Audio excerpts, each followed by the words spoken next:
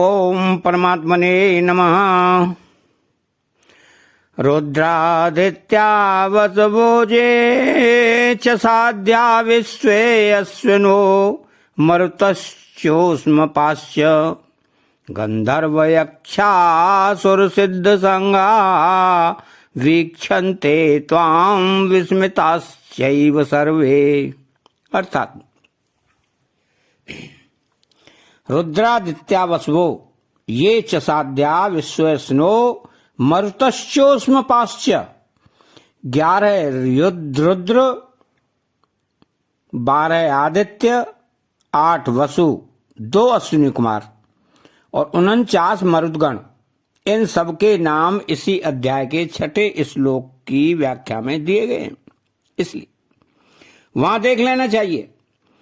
मन, अनुमंता, प्राण, नर, यान, चित्ती, भय, नय, हंस, नारायण, प्रभव और विभु, ये 12 साध्य हैं।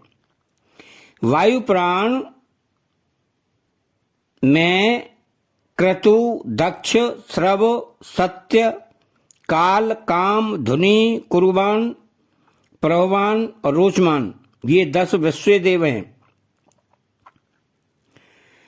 कव्यवाह, अनल, सोम, यम, अर्यमा, अग्नि, स्वांत और वरहिसत, ये 7 पितर हैं। अब उष्म अर्थात गर्म, अन्न खाने के कारण पितरों का नाम उष्मपा है। तो गंधर्व, यक्षासुर, सिद्ध संगा कश्यप जी की पत्नी मुनि और प्रादा से तथा अरिष्टा से गंधर्वों की उत्पत्ति हुई। गंधर्व लोग राग रागनियों की विद्या में बड़े चतुर हैं, ये स्वर्गलोक के गायक हैं। कश्यप जी की पत्नी खसा से यक्षों की उत्पत्ति हुई है। देवताओं के विरोधी दैत्यों, दानव और राक्षसों को असुर कहते हैं। कपिल आदि को सिद्ध कहते हैं। तो वीक्षन्ते त्वां विस्मिताश्चैव सर्वे, उपर्युक्त सभी देवता, पितर, गंधर्व, यक्ष आदि चकित होकर आपको देख रहे हैं। ये सभी देवता आदि विराट रूप के ही अंग हैं। रुद्र, आदित्य, वसु, साध्यगण, विश्वदेव आदि सब के सब एक भगवान के समग्र रूप के ही अंग हैं। अतः देखने वाले और दिखने वाले सभी एक परमात्मा ही हैं।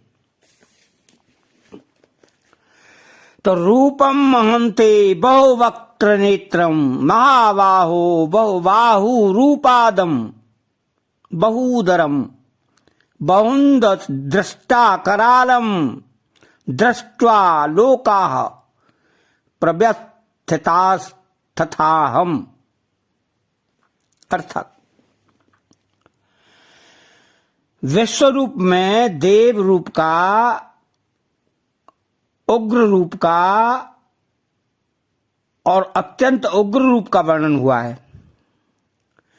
वह वक्त्र नेत्रम, आपके मुख एक दूसरे से नहीं मिलते। कई मुख सौम्य हैं, कई विकराल हैं, कई मुख छोटे हैं और कई बड़े हैं। ऐसे ही आपके जो नेत्र हैं वे भी सभी एक समान नहीं दिख रहे हैं। कई नेत्र सौम्य हैं और कई विकराल हैं। कई नेत्र छोटे हैं, कई बड़े हैं, कई लंबे हैं, कई चौड़े हैं, कई गोल हैं, कई टेढ़े हैं, आदि आदि। तो वह बाहु रूपादम, हाथों की बनावट, वर्ण, आकृति और उनके कार्य विलक्षण विलक्षण हैं। जंघाएं विचित्र विचित्र हैं। चरण भी तरह तरह के हैं। बहुदरम, पेट भी एक समान नहीं है। कोई बड़ा, कोई छोटा, कोई भयंकर आदि कई तरह के पेट हैं। तो बहुंद दृष्टा करालम दृष्टा लोका प्रव्यथितास्तथाहम्। मुखों में बहुत प्रकार की विकराल डाढ़ें हैं। ऐसे महान भयंकर विकराल रूप को देखकर सब प्राणी व्याकुल हो रहे हैं और मैं भी व्याकुल हो रहा हूं। इस श्लोक में पहले कहे हुए श्लोकों में भी अनेक मुखों, नेत्रों आदि की और सब लोगों के भयभीत होने की बात आई है। अतः अर्जुन एक ही बात बार बार क्यों कह रहे हैं? इसका कारण है कि विराट रूप में अर्जुन की दृष्टि के सामने जो जो रूप आता है उसमें उसको नई नई विलक्षणता, दिव्यता दिख रही है। विराट रूप को देखकर अर्जुन इतने घबरा गए, चकित हो गए, चकरा गए, व्यथित हो गए कि उनको ये ख्याल ही नहीं रहा कि मैंने क्या कहा है और क्या कह रहा हूं। पहले तो अर्जुन ने तीनों लोगों के व्यथित होने की बात कही थी, पर यहां सब प्राणियों के साथ साथ स्वयं के भी व्यथित होने की बात कहते हैं। एक बात को बार बार कहना अर्जुन के भयभीत होने और आश्चर्यचकित होने का चिन्ह है। संसार में देखा भी जाता है कि जिसको भय, हर्ष, शोक, आश्चर्य आदि होते हैं उनके मुख से स्वाभाविक ही किसी शब्द या वाक्य का बार बार उच्चारण हो जाता है। जैसे कोई सांप को देखकर भयभीत होता है तो बार बार सांप सांप सांप ऐसा कहता है। कोई सज्जन पुरुष आता है तो हर्ष में भरकर कहते हैं कि आइए आइए आइए।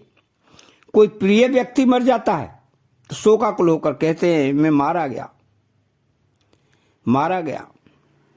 घर में अंधेरा हो गया, अंधेरा हो गया। अचानक कोई आफत आ जाती है तो मुख से निकलता है मैं मरा मरा मरा। ऐसे ही यहां विश्वरूप दर्शन में अर्जुन के द्वारा भय और हर्ष के कारण कुछ शब्दों और वाक्यों का बार बार उच्चारण हुआ है। अर्जुन ने भय और हर्ष को स्वीकार भी किया है। अदृष्ट पूर्व हर्षतो अस्मि दृष्ट्वा भयेन च प्रव्यथितम मनो में। तात्पर्य है कि भय, हर्ष, शोक आदि में एक बात को बार बार कहना पुनरुक्ति दोष नहीं माना जाता है। तो दिखने वाले और देखने वाले, व्यथित करने वाले और व्यथित होने वाले सब प्राणी और स्वयं अर्जुन भी भगवान के विराट रूप के अंतर्गत ही हैं। अतः चैनल को सब्सक्राइब करें, बेल आइकन घंटी को दबाएं और कमेंट बॉक्स में जय श्री कृष्णा लिखें। बोलो जय श्री कृष्णा।